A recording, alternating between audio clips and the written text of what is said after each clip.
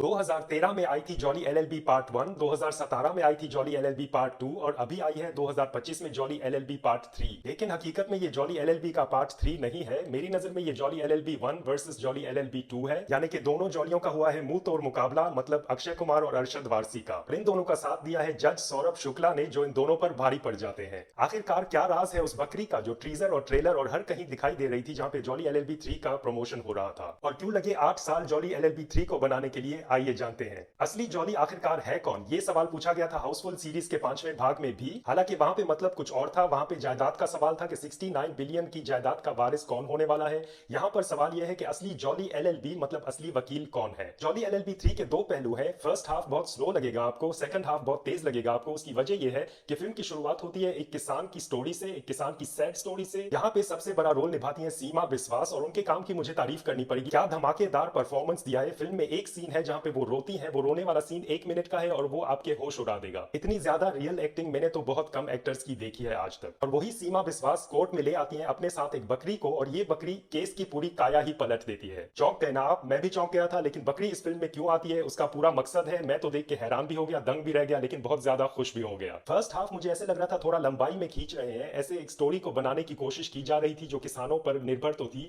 लेकिन यहाँ पे डाले जा रहे थे कॉमेडी पंचेस, और ये कॉमेडी पंचेस उस तरह से काम नहीं दिखा पा रहे थे जैसे जॉली एलएलबी पार्ट 1 में या पार्ट 2 में हुआ था। और फिल्म का असली विनर हो जाता है सेकंड हाफ फिल्म का। वहां पे आती है स्टोरी खुल के सामने, सारे पत्ते खोल दिए जाते हैं। अरशद और अक्षय का होता है जमकर मुकाबला। लेकिन मैं यहाँ पे आपको ये बता दूं, ये कोई खून खराबा या मारधार वाली फिल्म नहीं है। यहाँ पे होती है सिर्फ और सिर्फ डायलॉग बाजी, और उसी डायलॉग बाजी में अक्षय और अरशद एक दूसरे को मात देने की कोशिश करते हैं, और बीच में खड़े होते हैं सौरभ शुक्ला जो कि जज का रोल प्ले करते हैं। इस फिल्म में दो हीरोइंस हैं, और हीरोइंस के रोल दिए गए हैं हुमा कुरैशी और अमृता राव को। और खास करके अमृता राव को देखकर मुझे तो बहुत अच्छा लगा। मैं उनका पहले बहुत फैन हुआ करता था। आजकल वो फिल्में कम बना रही है, तो मेरी बॉलीवुड से दरख्वास्त है कि अमृता राव को ज्यादा दिखाया करो, क्योंकि मेरे हिसाब से उनका जो मिलन शुरू हुआ विवाह के साथ, शाहिद कपूर के साथ उन्होंने की थी, उसका मिलन आज तक आधा अधूरा लगता है। और क्या बढ़िया परफॉर्मेंस दिया है फिल्म के सो कॉल्ड विलन ने, जो कि प्ले करते हैं गजराज राव। और मेरी नजर में वो इस फिल्म में विलन है ही नहीं, उन्होंने निभाया तो है किरदार ऑफिशियली विलन का। जस्ट माइंड ब्लोइंग थे, बहुत बढ़िया थे। एक डायलॉग मुझे ये याद है कि उन्होंने कहा गरीबी एक बहुत बड़ा प्रॉब्लम है वर्ल्ड वाइड। ये डायलॉग बोलकर वो मेरी नजर में बहुत बड़ा सोशल मैसेज देते हैं, और जिस तरीके से देते हैं मुझे तो ऐसे लग रहा था अगर वो खुद नेता बनने जाए तो उनको बहुत सारे वोट सिर्फ इसी डायलॉग के लिए मिल सकते हैं।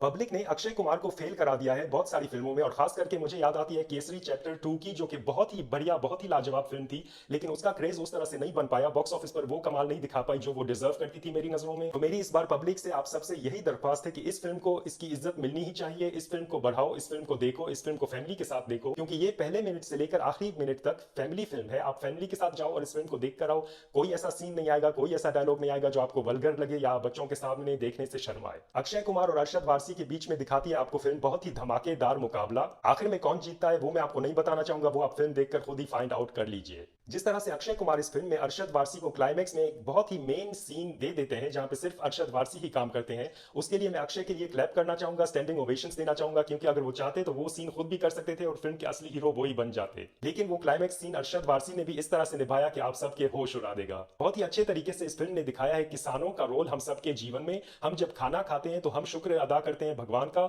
लेकिन एक शुक्र अदा करना चाहिए उस किसान का। ये फिल्म समझाती है हर उस किसान का जो अपना पेट तो भरता है, लेकिन कड़ी धूप में मेहनत कर करके हमारा पेट भरने की सुविधा भी पैदा करता है। तो एक किसान के साथ कुछ बहुत बुरा हो जाता है, जिसके पीछे फिर होता है एक बहुत ही बड़े आदमी का हाथ। दुखों की मारी सीमा विश्वास आती है कोर्ट में अपनी अर्जी लेकर और फरियाद लेकर, और ये उम्मीद करती है कि उन्हें न्याय मिले, उन्हें इंसाफ मिले, और वो इंसाफ दिलाने में उनकी मदद करती है एक बकरी। जब मैंने टीजर और ट्रेलर देखा था तो मैं हैरान था कि एक बकरी को बार बार क्यों दिखाया जा रहा है, लेकिन इसका बहुत बड़ा एक मकसद है। एक बहुत बड़े रोल में ये बकरी आई है, और जिस तरीके से इस बकरी का इस्तेमाल सीमा विश्वास ने किया है, आपके होश उड़ जाएंगे। मेरी तो आंखें खुली की खुली रह गई थी। फिल्म की एंडिंग कुछ इस तरह है कि आप ना हंसोगे, आप ना रोगे, ना इमोशनल होगे, बस हैरान होकर निकल आओगे और कई घंटों बाद भी इस फिल्म के बारे में सोचते रहोगे। मेरे साथ तो यही हुआ। जॉली एलएलबी पार्ट 1 जो 2013 में आई थी, उसका असली कमाल था उसके डायलॉग डिलीवरीज में और उसके डिटेल्स में। जॉली एलएलबी 2 के इमोशंस बहुत कमाल के थे 2017 में। जॉली एलएलबी 3 ने कोशिश की है जॉली एलएलबी 1 और जॉली एलएलबी 2 को एक ही पर्दे पे लाने की, लेकिन एक सरप्राइजिंग फैक्टर जरूर है फिल्म में। आप शायद सोच रहे होंगे कि अरशद वारसी और अक्षय कुमार की जंग होती है इस फिल्म में,